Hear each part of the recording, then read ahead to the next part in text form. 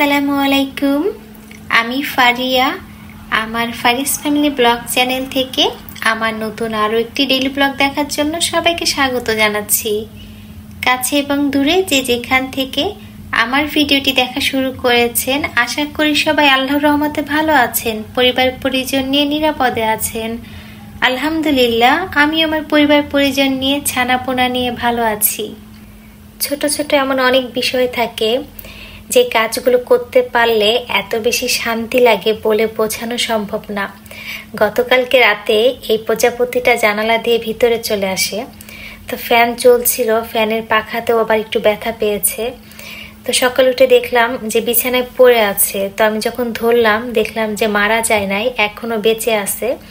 তা আমি আবার ওকে ধরে নিয়ে আসছি আমার এই বাগান বিলাস গাছে বসানোর চেষ্টা করছিলাম। তো সুন্দর বসে পড়লো, মনে হচ্ছে হয়তো একটু পরে উঠতে পারবে।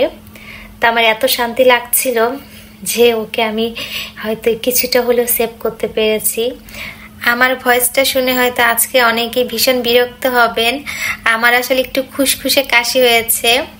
তা আমি যখন ভয়েস দিচ্ছিলাম বারবারই কাশি পাচ্ছিল। তো একদমই কি বলবো, ভ্যা ভ্যা ঘ্যা ঘ্যা একটা আওয়াজ হচ্ছিল। অনেক কষ্ট করে ভয়েস দিয়েছি। তো অফ ক্যামেরায় সকালে নাস্তাটা করে নিয়েছি। তো ভাবলাম একটু ছাদে যাই, অনেকদিন ছাদে যাওয়া হয় না। খালাকে বলে গিয়েছিলাম ঢাকা যাওয়ার আগে যে খালা গাছে একটু পানি দিবেন। তো অনেকদিন কিন্তু আমার লাউ গাছটা দেখা হয় না। তো ঢাকা থেকে আসার পরে তো আমাকে খালা বলছিল যে লাউ একটু বড় হয়েছে, কেটে নিয়ে আইসো, যায় বড় হয়ে যাবে। তো এই যে আলহামদুলিল্লাহ আমার লাউ গাছে কিন্তু লাউ ধরেছে দুইটা ছোট ছোট। লাউ গাছ কিন্তু আমাকে নিরাশ করে নাই। আমি আশাবাদী ছিলাম যে হয়তো আমার লাউ গাছে লাউ ধরবেই, ছোট হোক বড় হোক। তো অনেক পোকা হয়েছিল গাছে, তো অনেকবার তো পোকা মারার ওষুধও দিছি, পিঁপড়া মারার। তো প্রচুর পিঁপড়া হয়েছিল। তো কোনো রকম আর কি দুইটা লাউ ধরছে। তা আমি কিন্তু দুইটা লাউ নিয়ে খুশি, বাবা ধরছে। তো পরে কিন্তু আমার বারান্দাতে আবার মিষ্টি কুমড়ার চারা হয়েছে। তো ভাবলাম বারান্দা থেকে তুলে নিয়ে আমি ছাদে লাগাই দিই মিষ্টি কুমড়ার দুইটা চারা। মিষ্টি কুমড়া না ধরলেও কুমড়ো যে ফুল হয়, ফুল হলে কিন্তু আমি কুমড়ো ফুলের বড়া খেতে পারবো। আমার কাছে কুমড়া ফুলের বড়া খেতে খুব ভালো লাগে। তা আমি কিন্তু দুই জায়গায় দুইটা চারা লাগালাম। আর ঢাকা থেকে আসার সময় কিছু ড্রাগনের ডাল নিয়ে এসেছিলাম। তো পিঙ্ক সিটিতে দেখেছি যে কয়েকটা ডাল ভেঙে গেছে। তো আফসির আব্বুকে বলেছিলাম যে তুমি আসার সময় ডাল নিয়ে আইসো। তো সেই ডাল নিয়ে আসছিল। পরে কিন্তু আমরা গাজীপুরে ডাল নিয়ে এসেছি। আর ছাদে আমি কয়েকটা ড্রাগনের ডাল লাগাইছি। তো দেখা যাক কি হয়, ছাদে ঠিক মতো হয় কিনা। আর ড্রাগনে তো খুব একটা পানি দিতে হয় না, অল্প পানিতেই কিন্তু ড্রাগন খুব সুন্দর হয়। তা আমি এই যে এখানে হচ্ছে মিষ্টি কুমড়া চারা লাগাইছি। আর এই যে এটা হচ্ছে নয়নতারা ফুল, চমৎকার একটা কালার। আর আমি এই যে এখানে আমার এই ছোট্ট লাউটা কেটে নিব। না, এর চাইতে বেশি বড় হলে দেখা যাবে কি একদমই খাওয়া যাবে না, শক্ত হয়ে যাবে। তো বিসমিল্লাহ বলে কিন্তু আমি আমার গাছের প্রথম লাউটা কেটে নিয়েছি। তো আমি কিন্তু এতেই খুশি, আলহামদুলিল্লাহ। অল্পতে খুশি থাকার মানুষ আমি। আমাকে খুশি করতে কিন্তু খুব বেশি কিছু প্রয়োজন হয় না, আমি অল্পতেই খুশি থাকি ভাই। আর এই যে এখানে হচ্ছে আমি ড্রাগনের ডাল লাগিয়েছি 3টা, যে পরবর্তীতে বড় কিছু কিনে সেটার মধ্যে আবার লাগাবো। আর এই যে মিষ্টি কুমড়ার গাছটা, এটা আমি আগেই লাগিয়েছিলাম। আর এই যে এখানে আবার 2টা ড্রাগনের ডাল লাগিয়েছি। তো আমি কিন্তু দুপুরের জন্য আজকে কি রান্না করেছি, একটু মুরগির মাংস রান্না করব। তা আজকে এক পদে রান্না করব, কারণ আমরা হচ্ছে রাতে বাইরে খাবো, যার জন্য খুব বেশি কিছু রান্না করি নাই। মুরগি মাংসটাই একটু ভুনা ভুনা করেছি। আর সাথে গতকালকে ডাল ছিল, তো ডাল দিয়ে মুরগির মাংস দিয়ে কিন্তু আমাদের দুপুরে খাওয়াটা হয়ে যাবে। ভিডিওর এই পর্যায়ে এসে আপনাদেরকে ছোট্ট একটা অনুরোধ করতে চাই। আমার ভিডিওটি যারা দেখা শুরু করেছেন প্লিজ একটা লাইক দিবেন যদি আমার ভিডিওর কোনো অংশ আপনাদের ভালো লাগে। আর যারা প্রথম আজকে আমার চ্যানেলের ভিডিও দেখছেন, আমার ভিডিও দেখতে দেখতে যদি আপনাদের কাছে আমার ভিডিওর কোনো অংশ একটু হলেও ভালো লাগে আর যদি মনে হয় আমার চ্যানেলটি সাবস্ক্রাইব করে রাখার উপযুক্ত, প্লিজ আমার চ্যানেলটি সাবস্ক্রাইব করে পাশে থাকবেন। এরই মধ্যে আমার এই ছোট্ট চ্যানেলটিকে যারা সাবস্ক্রাইব করে পাশে আছেন, সবসময় আমাকে সুন্দর সুন্দর কমেন্ট করে যাচ্ছেন, আমার সেই সকল প্রিয় আপু ভাইয়া এবং আন্টিদেরকে অনেক ধন্যবাদ জানাচ্ছি। সুখ দুঃখ হাসি কান্না নিয়ে তো একটা সংসার জীবন, তাই না? একটা জায়গাতে দুটো পাতিল থাকলে যেরকম টুকাটুকি হয়, ঠিক তেমনি একটা সংসারে কিন্তু সুখ থাকে, দুঃখ থাকে, টম অ্যান্ড জেরির মতো ঝগড়া থাকে। মানে কখনো মিষ্টি ঝগড়া আর কখনো তিক্ত ঝগড়া। যখন ঝগড়া লাগে তখন কিন্তু মনে হবে এই লোকটার সাথে একদমই থাকা যায় না। আবার যখন খুব সুন্দর মিষ্টি একটা সম্পর্ক থাকে তখন কিন্তু মনে হবে হ্যাঁ, এই মানুষটার সাথে আমি সারাটা জীবন পার করতে চাই। তো দুষ্ট মিষ্ট সম্পর্ক নিয়েই প্রতিটা সংসার জীবন। সংসার জীবনে সুখী হতে চাইলে মূল মন্ত্র কি জানেন? সংসার জীবনে আপনার সাথে ঘটে যাওয়া খারাপ সময়গুলো বা খারাপ মুহূর্তগুলো, কে আপনাকে কষ্ট দিয়েছে, কে আপনার সাথে খারাপ ব্যবহার করেছে বা কি ঘটে গিয়েছে, খারাপ সময়টা একদমই মনে রাখবেন না। কোনটা আপনার সাথে ভালো হয়েছে, কে আপনার সাথে ভালো কিছু করেছে, মানে ভালো সময়গুলোকে মনে রাখবেন, ভালো সময়গুলোকে ভিতরে পুষে রাখবেন। তাহলে দেখবেন আপনি সংসার জীবনে সুখী হতে পারবেন। এছাড়া কিন্তু স্বামী স্ত্রীর মধ্যে সুন্দর একটা সম্পর্ক থাকা জরুরি। বন্ধুত্ব সুলভ সম্পর্কের কথা অবশ্যই বলবো। এছাড়া দুজনের মধ্যে সম্মান থাকাটাও ভীষণ জরুরি। তো এভাবে যদি চলা যায়, মানে খারাপ সময়গুলোকে ভুলে যেয়ে সুন্দর সময়গুলোকে মনে রেখে সামনের দিকে আগানো যায়, তাহলে কিন্তু দেখবেন সংসার জীবনে সুখী হওয়া সম্ভব। তো এটাই আমার কাছে মনে হয় সংসারে সুখী হওয়ার মূল মন্ত্র। তো আলহামদুলিল্লাহ আমি কিন্তু আমার সংসার জীবনে সুখী। আমার এই ছানাপোনা নিয়ে কিন্তু আমি সুখে আছি। তো সন্ধ্যার পরে আবার ছানাপোনা নিয়ে একটু বাইরে যাচ্ছি। আমরা কিন্তু মাঝে মধ্যে রেস্টুরেন্টে খেতে যাই। তো এখন অনেকেই বলবেন যে আপা আপনারা শুধু রেস্টুরেন্টে খান, আপনাদের এত টাকা। না রে আপা, আমাদের কিন্তু বেশি টাকা পয়সা নাই।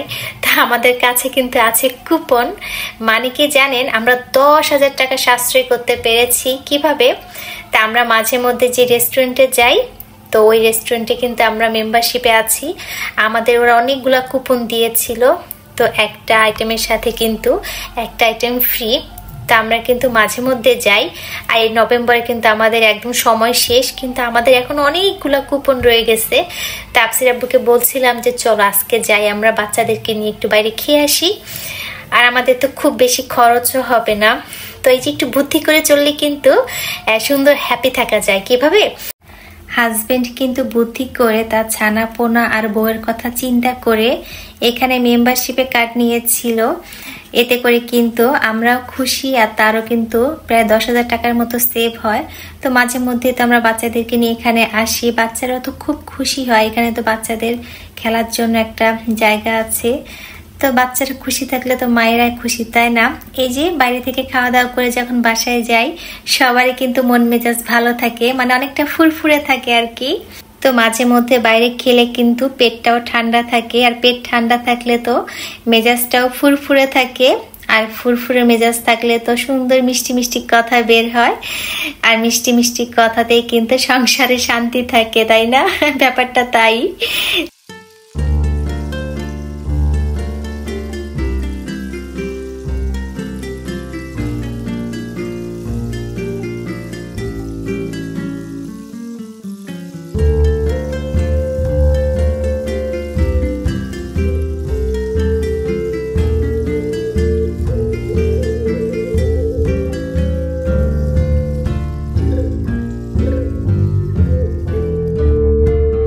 আমরা যারা দূরে থাকি বাচ্চাদেরকে নিয়ে, মানে আত্মীয় স্বজন থেকে একটু দূরে আছি, তো বাচ্চাদেরকে সময় আমরা ছাড়া আর কে দিবে, তাই না? যাতে নানা নানি বা দাদা দাদি দূরে থাকে। তা আমার আব্বা আম্মাও তো দূরে থাকে, আবার আমার শাশুড়ি উনিও তো দূরে থাকেন। তা আমরা এখানে বাচ্চাদেরকে নিয়ে থাকি, মাঝে মধ্যে ওদেরকে নিয়ে বাইরে বের হই। আর আমার বেশিরভাগ আত্মীয় স্বজন দেখা যায় ঢাকাতে, যার জন্য নিজেদেরকে কিন্তু মাঝে মধ্যে ভীষণ একা লাগে, মনে হয় যে দূরে আছি। যার জন্য কিন্তু বাচ্চাদেরকে নিয়ে মাঝে মধ্যেই বাইরে বের হই, ওদেরকে সময় দেওয়ার চেষ্টা করি আর কি। তো আজকে কিন্তু আমরা ডিনারটা বাইরেই করেছি। তো এখানে হচ্ছে চিকেন রোল ছিল, খুব মজা ছিল এই রোলটা খেতে। আর বাচ্চাদের জন্য একটু চিকেন ললিপপ নিয়েছি, পাস্তা নিয়েছিলাম। আর হচ্ছে কি বলে মাশরুমের একটা আইটেম ছিল। আমার কাছে তো মাশরুমের আইটেমটা খেতে বেশ ভালো লেগেছে, আমি এর আগে কখনো খাইনি, তো আমার কাছে বেশ মজা লেগেছিল। তো আজকে কিন্তু মাশাআল্লাহ আলহামদুলিল্লাহ আমার ছোট্ট ছানা সে একটা চিকেন ললিপপ খেয়েছে। তো সে বেশ আগ্রহ নিয়ে খাচ্ছিল, আর চেষ্টা করেছে, পুরোটা তো আর খেতে পারে না, যেটুকু খাইছে, তো তাতেই আমি অনেক খুশি। তো সবাই মাশাআল্লাহ বলবেন, আমার এই ছানাপোনাদের জন্য দোয়া রাখবেন, ওরা যেন সুস্থ থাকে, সব সময় ভালো থাকে। আমার ছোট্ট ছানা তো মাঝে মধ্যে অসুস্থ হয়ে যায়, তো অনেক অনেক দোয়া রাখবেন আমাদের জন্য। আমিও দোয়া করি ভালো থাকুক পৃথিবীর সব বাবা মা, ভালো থাকুক মায়েদের সন্তানেরা, যাদের বাচ্চা অনেক ছোট। তো ছোট বাচ্চাদের নিয়ে আসলে অনেক বেশি টেনশন হয়। এখন সিজনটা চেঞ্জ হচ্ছে, ঘরে ঘরে ঠান্ডা জ্বর, বড়রাও অসুস্থ হচ্ছে। তো সবার জন্য অনেক দোয়া রইল, সবাই অনেক ভালো থাকবেন, নিরাপদে থাকবেন। আমার কাছে আজকের খাবারগুলো বেশ মজা লেগেছে। এই চিজ পাস্তাটা এত মজার ছিল, তা আমি পুরোটা খেতে পারিনি, অনেকগুলো খাবার রয়ে গিয়েছিল। তা আমি কিন্তু এই কাজটা করি, অনেকগুলো খাবার রয়ে গেলে আমি কিন্তু বাসায় নিয়ে আসি, আমি বলি যে এই খাবারটা পার্সেল করে আমাকে দিয়ে দেন। তো বাসায় নিয়ে এসেছিলাম অনেকটা খাবার, কারণ পুরোটা শেষ করতে পারিনি। পাস্তা তো অনেকটা রয়ে গিয়েছিল, আবার সাথে চিকেন ললিপপও ছিল। তো বাসায় এনে আবার আপসিকে রাতে গরম করে দিয়েছিলাম। তা আমাদের খাওয়া শেষ, খাওয়া দাওয়া শেষ করে ছানাপোনা নিয়ে খুশিতে খুশিতে বাসায় চলে যাচ্ছি। তো এতক্ষণ অনেক ধৈর্য নিয়ে বা ভালোবাসা নিয়ে আমার পুরো ভিডিওটি দেখার জন্য সবাইকে অনেক ধন্যবাদ জানাচ্ছি। সকলে সুস্বাস্থ্য আর দীর্ঘায়ু কামনা করে ফারিস ফ্যামিলি ব্লগ চ্যানেল থেকে আমি ফারিয়া আজকের মতো বিদায় নিচ্ছি। আল্লাহ হাফিজ, আসসালামু আলাইকুম।